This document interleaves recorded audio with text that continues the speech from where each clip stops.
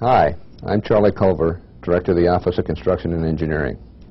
One of the functions of our office is to provide technical and engineering support to OSHA field staff. Over the past few years, we've assisted the field in a variety of enforcement actions, including numerous accident and fatality investigations. We've also conducted several studies into the causes of construction injuries. You may want to look at our initial study, the OSHA Fatality Report, to get a better understanding of the most frequent types of construction-related injuries or fatalities and their causes. The video you're about to see is the first in a series of programs prepared by our office for OSHA compliance staff. The purpose of this series is to provide you, the compliance officer, with technical information to assist you in your inspection of construction sites. Although the video programs will focus on construction, you may find their content applicable to other workplace inspections. Our video series relies on the experience and expertise of national office staff to collect, condense, and present information on a broad range of technical subjects of interest to you.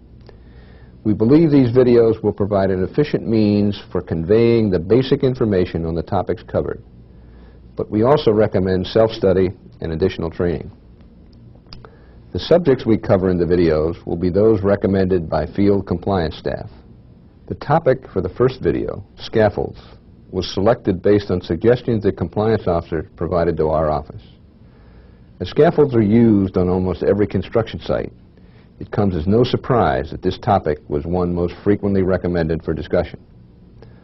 Although scaffolds are intended to serve as a safe work platform, OSHA data show that during 1985 to 1989, approximately 20% of the construction fatalities due to falls were from scaffolds.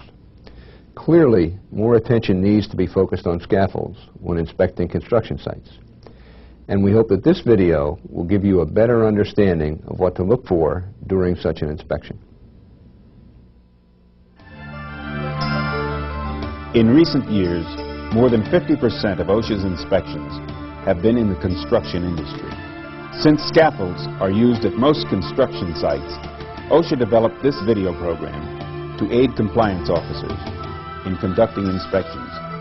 We have consulted with COSHOs from regional and area offices and the scaffolding industry to help ensure that this video will be beneficial.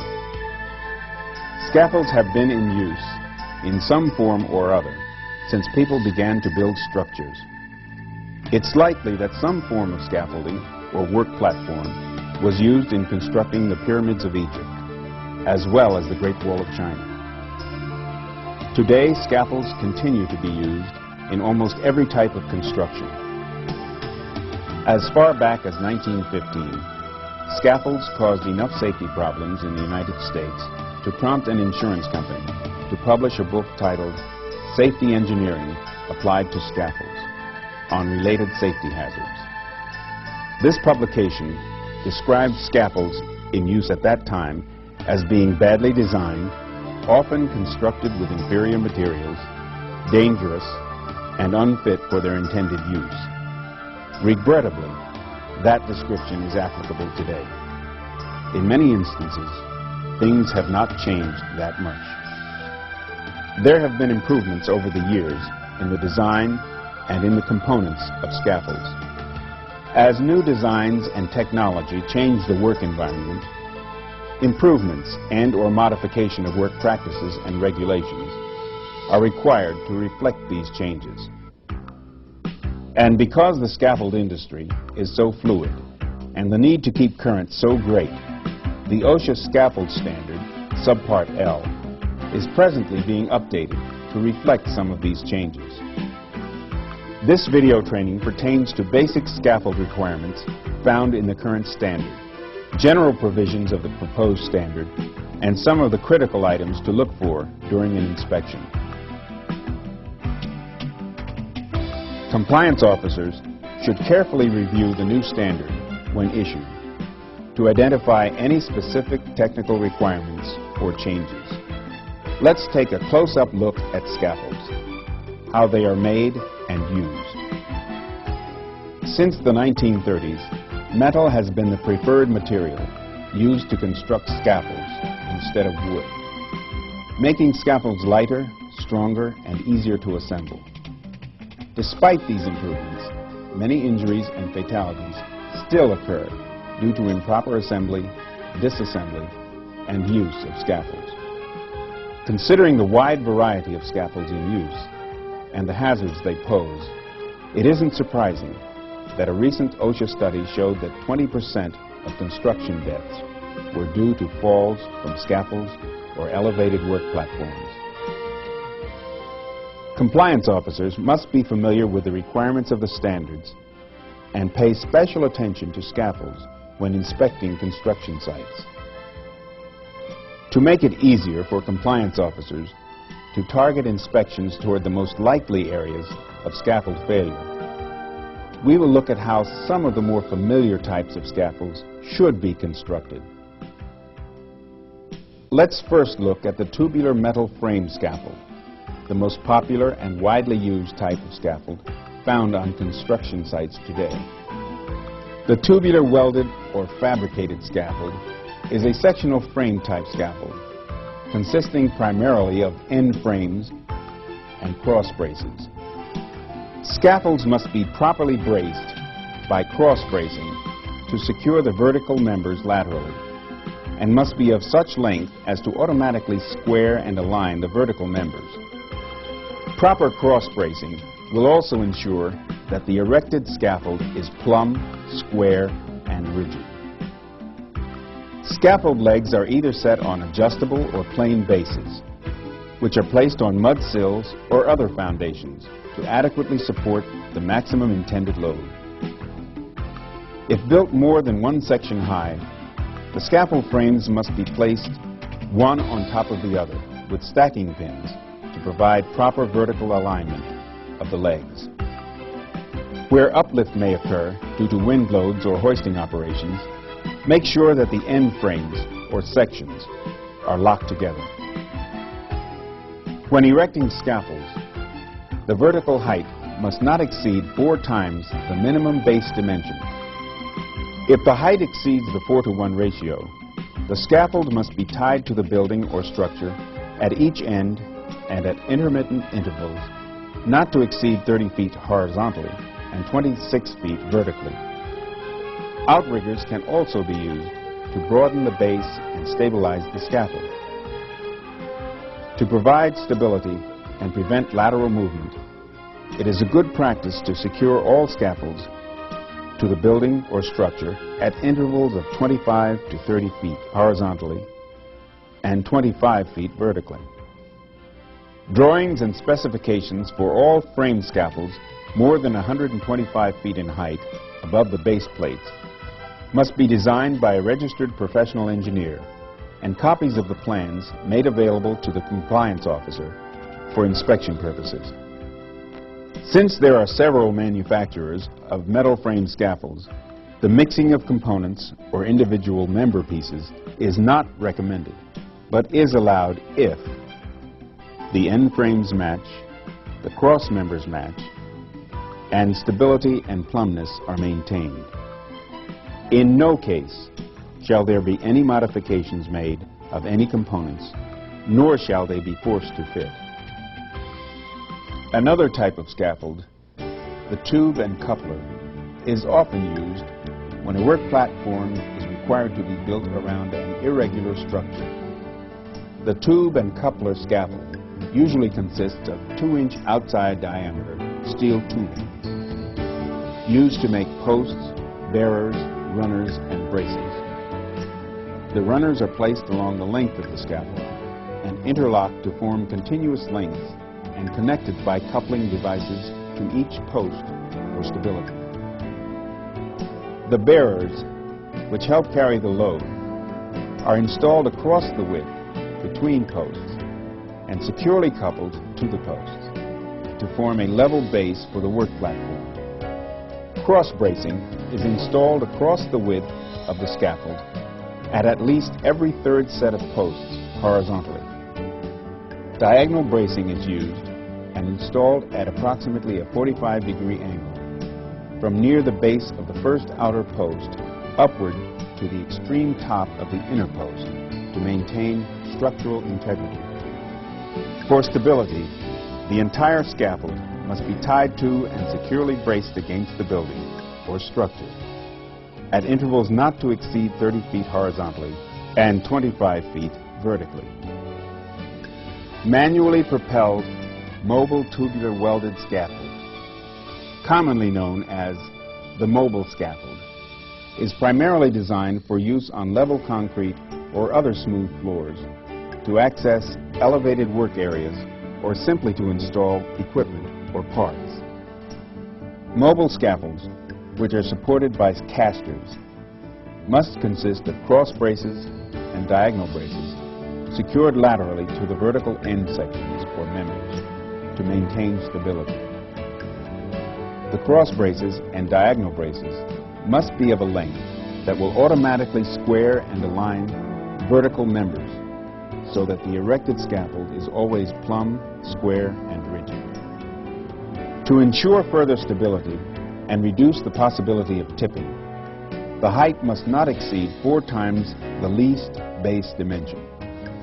For safe access, ladders or stairs must be provided, either built in or attached to the scaffold.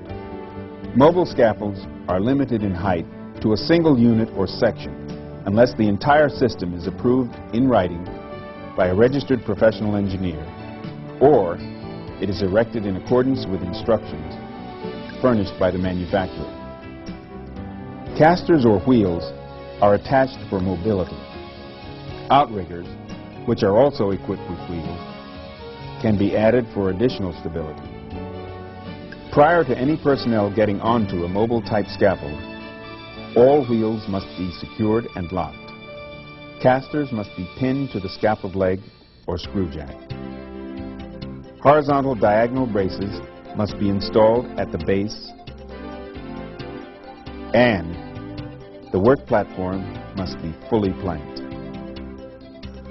The swinging scaffold, or 2-point suspension scaffold, is a platform not less than 20 inches nor more than 36 inches wide overall.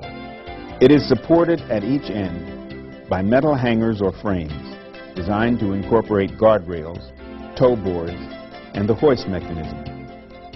Swinging scaffolds are suspended from overhead anchorage points by either wire or manila rope, which must be capable of supporting at least 6 times the intended load. Roof irons or other supporting devices, which fit over the edge of a building as anchorage points, must be made of wrought iron, mill steel, or other equivalent material of proper size and design, securely installed and anchored.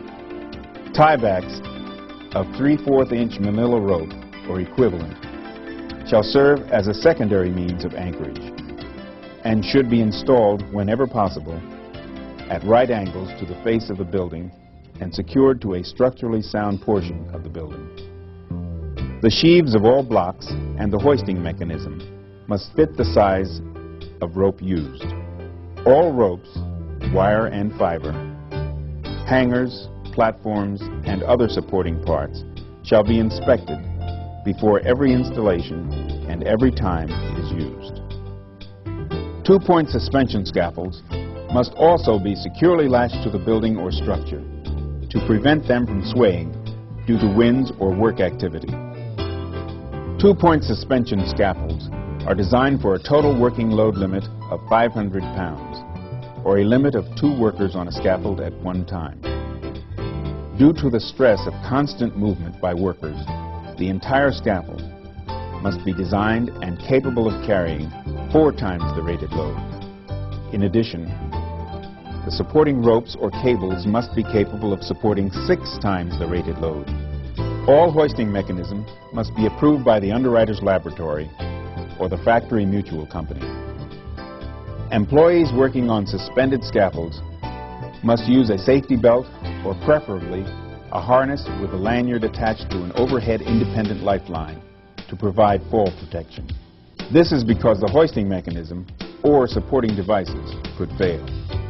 Now, there are a number of things a compliance officer should be looking for when inspecting scaffolds. In addition to checking for the stability of a scaffold, check for any damage to component sections, individual members, planks, or accessory items. Manufacturers rate scaffolds to support 4 times the maximum intended load.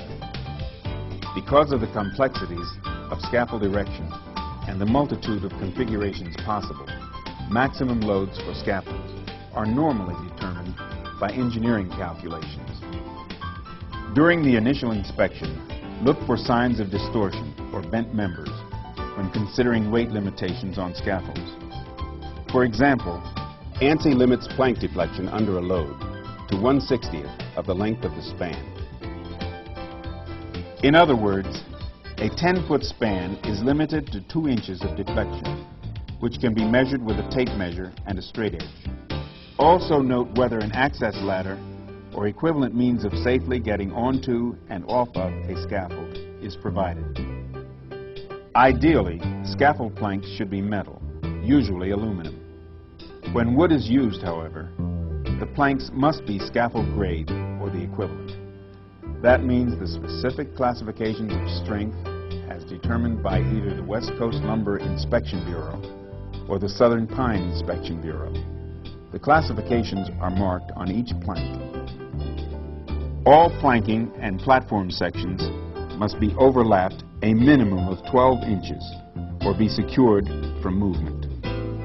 Additionally, when cleated or otherwise secured, planking must extend at least 6 inches over the scaffold end supports or bearers to ensure that it does not slip off in use. The planking must not extend more than 18 inches beyond the supports unless barricaded.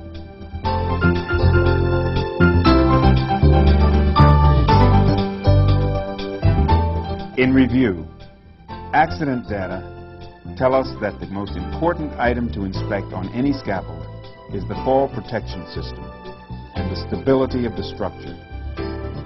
Falls are by far the leading cause of scaffold fatalities. Since scaffolds are elevated work platforms, all components contribute to fall prevention. When inspecting a scaffold operation, you should check for support under each leg in every frame. Make sure that all base plates are in firm contact with supports. Inspect frames for plumbness. Check frames for gaps and misalignment of adjustment screws. Make sure that all end frames have cross braces to ensure stability and plumbness of units. Inspect locking devices, making sure they're tight, and check all planking for proper installation. Make sure anchors are secure between scaffold and structure where required. Verify that all guardrails are in place and secured. Inspect motors on all power-driven scaffolds for proper operation and certification. Check ropes on all suspension scaffolds for proper size and for signs of wear or deterioration. We have looked at many of the scaffolds covered in the OSHA standards, highlighted the basic safety requirements, and identified some of the more critical items that you should check when inspecting scaffolds. As a compliance officer, your familiarity with the standards, coupled with a careful inspection of scaffolds found at the worksite, will contribute to reducing the large number of accidents and deaths due to falls from these elevations. I mentioned in the introduction that we plan to produce a series of videos. Now that you've viewed the first program, we need your comments. Your feedback will help us determine if the information is useful and if you want us to produce similar programs on other topics of interest to you. Please write, fax, or call in your comments to our office at the address on the screen.